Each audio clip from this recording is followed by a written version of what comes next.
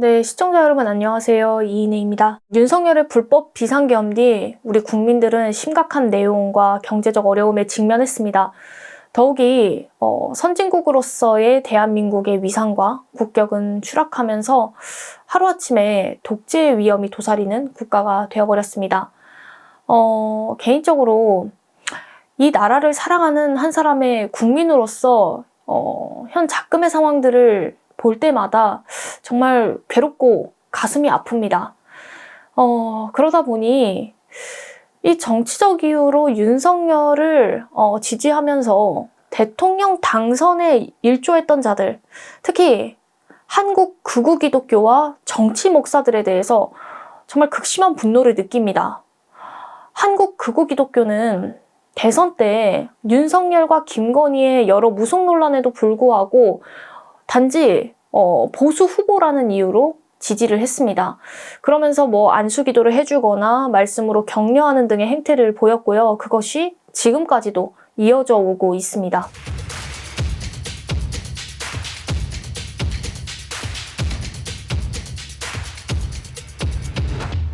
하나님, 이 나라의 지도자로 세워주신 윤석열 대통령님을 축복하시어 특별한 지혜와 명철을 허락하여 주시고 대통령님을 중심으로 온 국민이 한마음 한뜻이 되어 대한민국의 풍요와 번영을 지켜나갈 수 있도록 인도하여 주옵소서. 제가 여러분들께 보여드린 이 영상은 제56회 대한민국 국가조찬기도회에서 박안수 육군 참모총장이 윤석열을 두고 축복기도를 하는 장면입니다. 불교와 같이 과거 국가 종교도 아닌 그 비상식적인 사이비 무속을 믿으면서 우상숭배를 일삼아왔던 윤석열에게 축복기도를 해줬다는 것은 정말 아무 생각이 없는 것입니다. 만약 하나님께서 이 박안수의 기도처럼 우상숭배를 하는 그 윤석열에게 축복하시고 또 지혜와 명철을 주신다고 하면 우리가 굳이 기독교 신앙을 가질 필요가 있겠습니까? 또 이 구약 성경을 보게 되면 윤석열, 김건희와 같이 우상숭배를 일삼았던 자들이 있었습니다. 바로 북이스라엘의 왕 아합과 왕비 이세벨이었습니다. 이들에 대해서 하나님은 철저하게 심판하셨는데 그럼 이건 도대체 무엇입니까?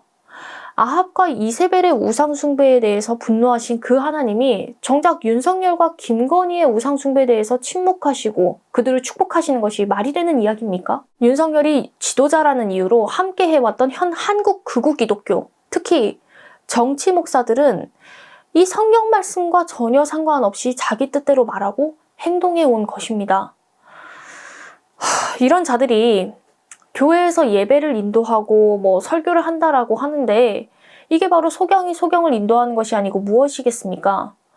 이들에게 과연 구원과 천국에 대한 진정한 소망이 있는지 되물어보고 싶습니다. 또한 윤석열에게 축복 기도를 해서 무슨 일이 벌어졌습니까?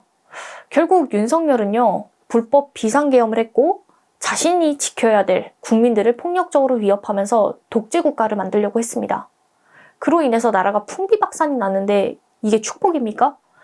또한 국가조찬기도회에서 대표로 윤석열에게 축복기도를 했던 그 박안수 또한 윤석열과 더불어서 불법으로 나라를 찬탈했고 국민을 향해서 총구를 겨눌 계획을 했습니다. 그게 바로 하나님의 축복을 받을 만한 것입니까? 물론 불법 비상계엄의 분노에서 윤석열에 규탄하는 기독교인들도 있습니다만 다수의 정치 목사들과 또 그에 따라서 아무 분별 없이 있는 성도들의 경우 윤석열의 불법에도 침묵하고 오히려 동조하고 있습니다.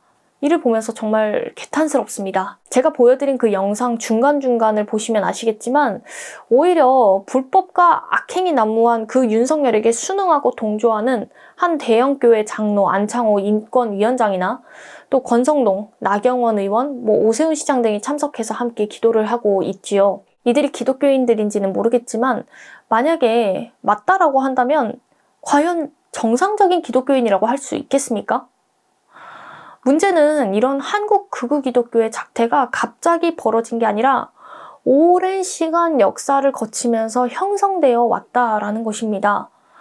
대다수의 한국교회는 일제강점기 때 신사참배와 더불어서 천황을 숭배해 왔습니다만 이에 대해서 회개를 하지 않았습니다. 그러다 해방 후에 분단과 6.25 전쟁으로 발생된 그 극렬한 이데올로기 대립 속에서 왜곡되고 남용되어 사용된 공산당, 빨갱이란 단어를 함께 외치면서 독재 정권, 수구 이승만에게 빌붙어서 기생하고 또 친일부역 사실을 은폐하고 애국 보수를 자처해 왔습니다. 물론 기독교인으로서 유물론적 무신론 사상을 가진 그 공산주의를 배격하는 것은 당연한 일이었습니다만, 문제는 성경 말씀을 이념 논리로만 따지면서 이 말씀 자체를 왜곡했다라는 것이 문제인 것입니다.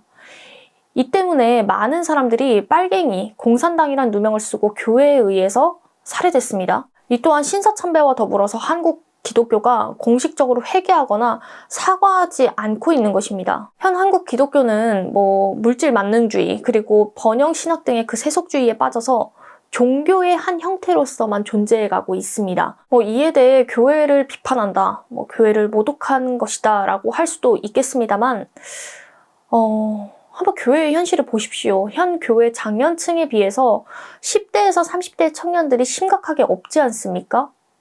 이런 부분들을 보면 우리가 쉽게 알 수 있는 것입니다.